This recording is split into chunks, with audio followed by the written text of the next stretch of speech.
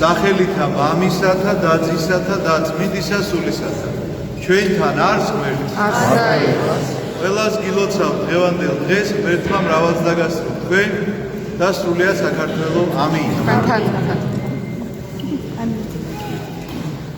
დღევანდელი დღე დანოდა ძმანო ასე იწოდება და ტროპარიც ასე იწყება რომ დასაბამია ჩვენი სიხარულისა დასაწყისია ჩვენი სიხარულისა და რა იგულისხმება ამ ყოველივეში ახლა ერთად ვეცადოთ რომ ერთად გავარკვიოთ ეს ყველაფერი ძველ ეკლესიაში მინდა გითხრათ რომ ახალი წლის აღნიშვნა ამ დღით გადაწყვიტეს რომ დაეწყო და ძალიან მარტივი მიზეზის გამო, იმიტომ რომ ეს არის ფაქტიურად ახალი აღთქმის დასაწყისი. ზოგადად მარტში აღინიშნებოდა ისედაც აი ებრაული წესის და კანონის თანახმად, მოდი ასე ვთქვა, ძველი აღთქმის ეკლესია მარტის თვეში იწყებდა 14 მარტს ახალი წლის აღნიშვნას და ანუ წლის აღრიცხვას იწყებდა მარტის თვეში. და ეს 25 მარტი, დღეს 7 აპრილია, მოგეხსენებათ ძველი 25 მარტი, ისევე როგორც 7 იანვარი და 25 დეკემბერი, რომ განსხვავება ამიტომ მე შეიძლება ძველი თარიღები დავასახელო და თქვენ უნდა მიხვდეთ რაზეც არის ლაპარაკი. 25 მარტია დღევანდელ დღეს. 25 მარტით იწყებოდა ხოლმე ახალი წლის აღნიშვნა.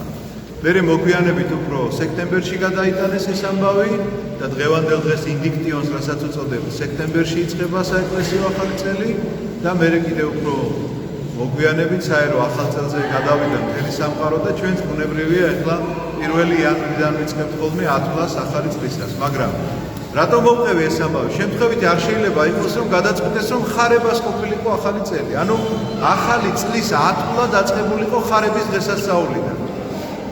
და რა არის ამის მიზეზი? იმიტომ რომ ეს არის პირველი, ეს არის დასაწყისი, ეს არის გამოჩინება იმ სიხარულისა, რასაც მოელოდა კაცობრიობა. ხსნელს, რომელიც უნდა განხორციელებულიყო, რომელიც უნდა დაბადებულიყო, ამისი ხარება მოხდა და შესაბამისად ამიტომაც იწყება ეს ათვლა. და მოდით ვნახოთ როგორია სიტუაცია, რომელიც აი საშინაო დავალებად გეძლევათ მოკლედ, ხო გაძლევთ ხოლმე საშინაო მართალი არავინ არ მაბარებს.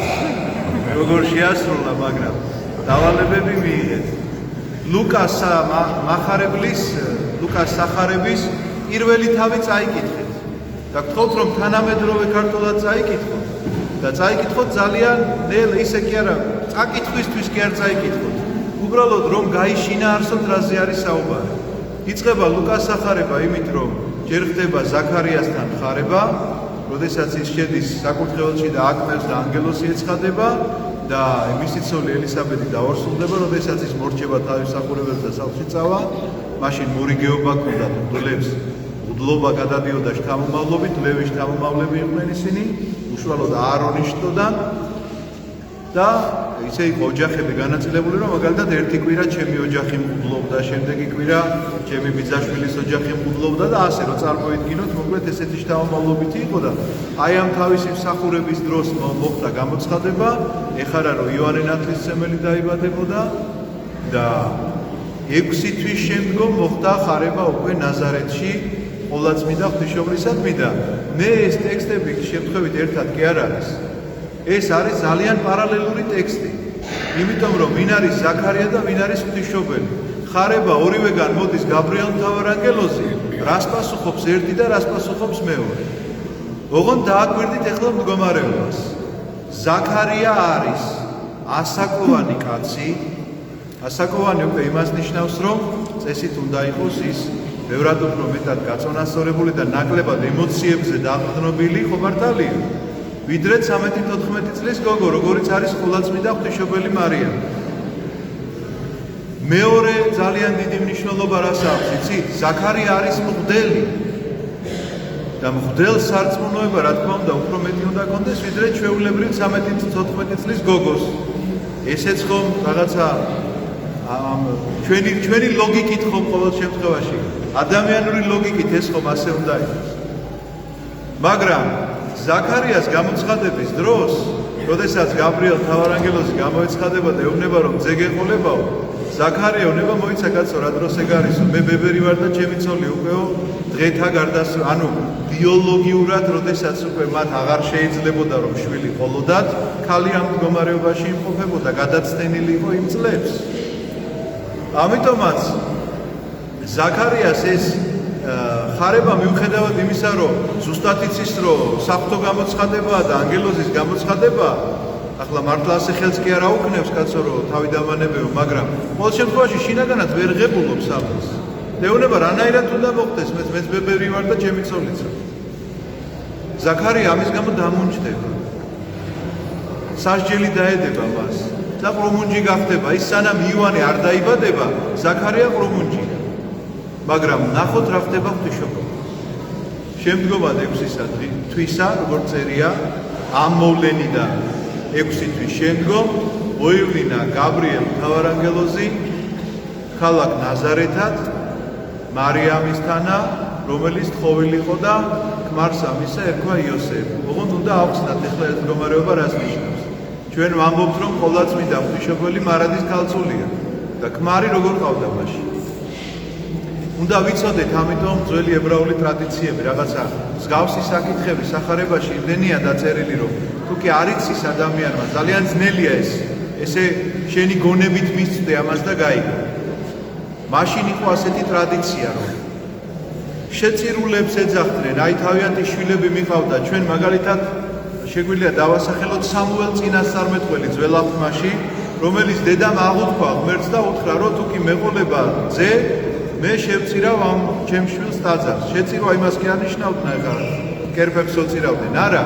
მოჰყავდათ უკვე ისეთ ასაკში რომ თლად ჩვილობაში არ ყოფილიყო ეს ბავშვი და ამ ტაძარში იყო განსაკუთრებით აი როგორც საკვირაო სკოლები არსებობს ჩვენთან სადაც განათლება ხდება თქვათ რაღაცა სასულიერო ლიტერატურა შეიძლება მოკითხავდეთ ჩვენ პატარებს ან დიდებს სწორედ ასეთი დაწესებულებები იყო ტაძართან არსებული სადაც გოგოებისთვის ცალკე და ვაჟებისთვის ცალკე იყო ეს დაწესებულება და სადაც იტოვებდნენ აღსაზრდელად ყოვლადწმინდა ღვთისმშობელიც ასე იყო შეწირული და ყოვლადწმინდა ღვთისმშობელს აღთქმა ჰქონდა ქალწულებისა დადებული და ეს ამ სახარებიდან ჩანს რომ მას აღთქმა აქვს დადებული მაგრამ მაშინ თუ ეს აღთქმა აქვს დადებული ქმარი რაღაცო მყავს ქმარი იმიტომ მყავს რომ არ შეიძლებოდა მაშინ ქალს ქმარი არ ყოლოდა ყველა ქალს უნდა ყოლოდა თავი მამაკაცი ამიტომაც ეს ქმარი შეიძლება პირობითად სახელად ყოფილიყო ქმარი და არავითარ შემთხვევაში ნამდვილი ქმარი რასაც ჩვენ ახლა ცოლქმრობას ვეძახთ უბრალოდ ოჯახის თავი იქნებოდა და ამ შემთხვევაში გარდამოცემით როგორც ვიცით ჩვენ იოსები იყო რაღაცა გარკვეული ასაკისა და იოსებს როგორც მის უახლოეს ნათესავს ესეც წესი იყო ერთი შტოდან უნდა მომხდარიყო მათი კორტი აუ ჩემს პარალელურად ვიღაცები კიდე ლაპარაკობენ და იცი რა ვერ გადავაჭარბე მათ ხმას და ძალიან გხობთ რა ან გაჩვენით ან გარეთ ილაპარაკეთ რა რაღაცა დავიძაბე უყვირი ვარ და ნუ შვებით რა ესე რა და რასაკეთებდა მაშინდელი ტრადიცია რას გულისხმობდა იცით რომ აუცილებლად ამ კაცს თავისი ახლობელი ესეთი ნათესავი გოგონა თავისთან უნდა წამოიყვანა სახლში შეიძლება აქ დაცული ყოფილიყო სრულად ის ქალწულება ბოლომდე ერთგულები იქნებოდნენ ერთმანეთზე ისინი ცოლქმარი არ იქნებოდნენ ამ პირდაპირი გაგებით მაგრამ ის იქნებოდა მისი პატრონი ამიტომაც იოსების და მარიამის შემთხვევა სწორედ ეს შემთხვევა არის და როდესაც წერია ანგელოზის გამოცხადების დროს რომ გაბრიელი გამოეცხადა და ეუბნება რომ კურთხეულ ხარ შენ დედათა შორის და კურთხეულ არს ნაყოფი მუცლისა შენისა შეძრწუნდაო მარიამიო წერია რატომ შეძრწუნდა ხომ არ იცი რა შეიძლება იყოს ამაზე სასიხარულო რომ ანგელოზი ეცხადება და ეუბნება რომ კურთხეული ხარ ღმერთისგან მოვლენილი ანგელოზი ამას ეუბნება მარიამმა ვერ გაიგო იმიტომ რომ ქალწულების აღთქმა აქვს დადებული აი ამიტომაც წერია ეს სიტყვები რომ ის შეძრწუნდა და ანგელოზი ეუბნება ნუ გეშინინ მარიამ ანუ ამ შვიდებს არ გაქვს შეძრწუნების საფუძველი იმიტომ რომ ის აღთქმა რომელიც შენ დადებული გაქვს ის არ იქნება არაფრით დარღვეული ეს ყველაფერი ისე შესრულდება როგორც შენ აღუთქი აი რამხელა მნიშვნელობას ანიჭებდა ყოვლადწმინდა ღვთისმშობელი ამ აღთქმას და რა აღთქმა იყო ეს აღთქმა ესეც მინდა გითხრათ მაშინდელი საზოგადოება, ებრაულ საზოგადოებაზე მაქვს საუბარი, წარმართულმა ნაკლებად იცოდა ამის შესახებ. მაშინდელი საზოგადოება ელოდებოდა მესიას, მხსნელს, რომელიც უნდა მოსულიყო. იესო ქრისტეს ელოდებოდა, დღესაც ელოდებიან. ვინც არ მიიღო იესო, ისინი დღესაც ელოდებიან. და ვის მიიღებენ კი ვიცით. ელოდებოდა მესიას და მხსნელს და ყველა ქალი პოტენციურად დედა იყო მესიის ანუ ხსნელის. ამიტომ ქალები ძალიან იშვიათად დებდნენ მსგავს აღთქმას, რომ ისინი ქალწულებით მიუძღვნიდნენ თავიანთ თავს, ესე იგი მსახურებას. ყოვლადწმინდა ღვთისმშობლის განზრახვა იცით რა იყო, მიუხედავად იმისა, რომ 13-14 წლის ასაკის არის ამ დროს. მან თქვა, მე ღირსი არ ვარ იმისა, რომ მესიის ანუ ხსნელის დედა ვიყო, ამიტომ ქალწულებრივ აღთქმას დავდებ, რომ იქნებ იმის მსახური მაინც გავხდე, ვინც იქნება ნამდვილი დედა ხსნელისა. ამიტომაც აი ეს სწორი დამოკიდებულება იქნა შეფასებული ღვთისგან, როგორც უდიდესი გონიერება, უდიდესი თავმდაბლობის გამოხატულება, იმიტომ რომ გეუბნებით ყველა ქალი პოტენციურად დედა შეიძლება ყოფილიყო მესიისა და უცბად ეს პატარა გოგო ამბობს, რომ მე ამას როგორ ვიკადრებ, რომ ჩემზე ვთქვა, რომ მე შეიძლება ვიყო პოტენციური დედა მესიისა. ამიტომ ამბობს, მე ვიქნები ქალწულების აღთქმაში და ამიტომაც დადებს აი ამ ქალწულებრივ აღთქმას. აი რაოდენ მნიშვნელოვანი არის ადამიანის გონიერება, რომელიც აი ესე პატარა ასაკიდან იწყება ყოვლადწმინდა ღვთისმშობელში და აი ეს ყველაფერი ცხადდება დღევანდელ სახარებაში. ამის შემდგომ რო ეუბნება ნუგეშინინ მარიამ, ყოვლადწმინდა ღვთისმშობელი პასუხობს ძალიან მარტივ რამეს, რომ ესო როგორ იქნებაო, მე მამაკაცი წინააღმდეგობას კი არ უწევს ზაქარიასავით, რომ შეუძლებელია ეს მოხდეს, ეხლა მე ბებერი ვარო, ზაქარია რო ეუბნება. ყოვლადწმინდა ღვთისმშობელი ეკითხება, რომ რანაირად უნდა მოხდეს, ქალწულებრივი აღთქმა არ დაირღვევაო, ხომ ანუგეშე, ხომ მეუბნები რომ ნუგეშინინ მარია, მაგრამ მე მამაკაცი არ ვიცი. და აქაც ანგელოზი ეუბნება, რომ სულიწმინდა მოვა შენზე და სულიწმინდისგან მოხდება ესეთი სასწაული, რომ შობამდე, შობის დროს, შობის შემდგომ მარადის ქალწულია ყოვლადწმინდა ღვთისმშობელი და ეს არის ყველაზე ჩემთვის საყვარელი ამბავი სახარებიდან, რომელსაც ახლა გეტყვით. ანგელოზმა ხომ ეს უთხრა, რომ ეს ესე იქნება, სულიწმინდისგან იქნება. ამის შემდგომ რა ქნა, მიტრიალდა ანგელოზი და წავიდა? არა, ელოდება რას უპასუხებს ყოვლადწმინდა ღვთისმშობელი. აი ეს არის ყველაზე უფაქიზესი განცდა ღმერთის დამოკიდებულება ადამიანის მიმართ. ესევე ელოდება დღევანდელ დღესაც თითოეული ჩვენგანი აქ მდგარი წირვაზე მდგომი ადამიანი უნდა ელოდებოდეს იმ სიტყვებს, რა სიტყვებიც მარიამმა თქვა, მას რომ არ ეთქვა ეს სიტყვები, ჩვენ შეიძლება კვლავ მესიისა და მხსნელის მოლოდინში ყოფილიყავით დღესაც. და რომ მოევლინა მესია მხსნელი ამ ქვეყანას და გამოხსნილი არის ჯოჯოხეთის ტყვეობიდან, ამ სიტყვების დამსახურება, რომელიც გაისმა მისი პირიდან. იყავ უფლის ნებისაება, ანუ უფლის ნება იყოს ჩემზე, ამას ამბობს მარიამ. მაგრამ საოცარი რა არის იცით, რომ არანაირი ძალადობა, არანაირი მითითება შენ ახლა ასე იზამდა მარჯვნივ, არა. უხსნის ანგელოზი მდგომარეობას რა როგორ შეიძლება მოხდეს და ელოდება მის თანხმობას. აი ესეთი მოლოდინია იცოდეთ თითოეული თქვენგანის გულის კართან. როდესაც გვეუბნება ქრისტე, რომ მე ვაკაკუნებ ამ კარზე, ამ კარს გახსნი თუ არ გახსნი შენი გადასაწყვეტი. ეს კარი მხოლოდ შიგნიდან იღება, გარედან არ იღება. გარედან არ გააღებენ ამ კარს არავითარ შემთხვევაში, იმიტომ რომ შენი ნება თუ არ გამოვლინდა, შენი დასტური თუ არ იქნა ამ ყოველივეში, მაშინ არ დაბადებულა შენთან ქრისტე. მაშინ არ შემოსულა, არ ამ კაკუნის ხმაზე შენ აი ესე ყურები დაიხშე და სხვაგან გააგრძელე გზა და ასე მოხდა და აი ეს მოლოდინი გახლავთ ყველაზე საყვარელი ადგილი მეთქი ჩემი სახარებიდან.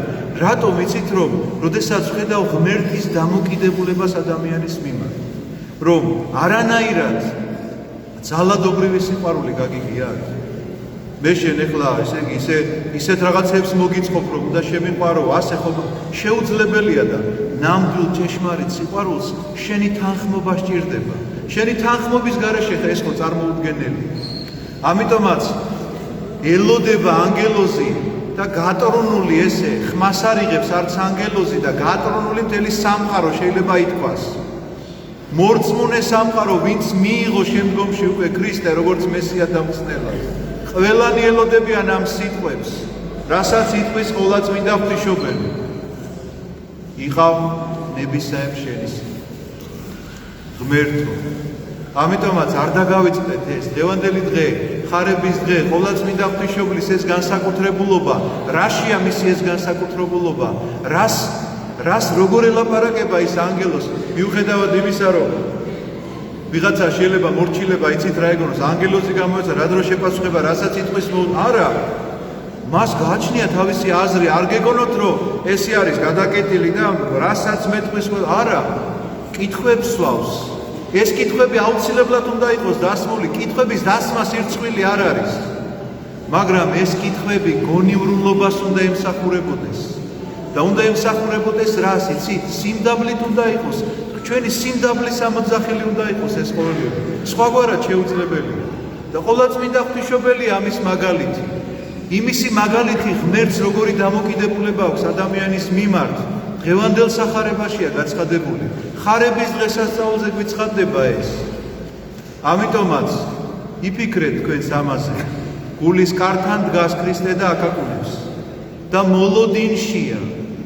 ამკარებს ვაღებთ თუ არ ვაღებთ, შემოუშვებთ თუ არ შემოუშვებთ, ვიცხოვრებთ მისი სულით ვისულდგმულებთ თუ არ ვისულდგმულებთ, ამას არ გადაწყვეტს არავინ ჩვენი პიროვნების გარდა. ამიტომაც ხარების სიხარულს გახარებთ დღეს და გეტყვით ასეთ რამეს, რომ გაუღეთ თქვენი გულისკარი ქრისტეს, რომ მარადიული სიხარული არ მოგაკვდეთ არც ამ ქვეყნად და არც ზეცათა სასუფეველში. ამინ. გალოცვილი და გახარებული.